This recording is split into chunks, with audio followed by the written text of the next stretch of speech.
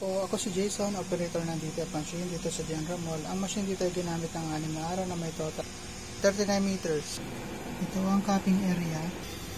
Ito naman ang printer head. Ganito naman mag-head clean. Pindutin lang yung clean, normal heads. Rubber wiper, punasan natin lagi pagkatapos mag-head clean. Ito naman ang result ng nozzle check. Ink level naman ay tama lang. Waste tank dinispose kahapon. ABR na may 220 volt. Ito naman ang ground wire.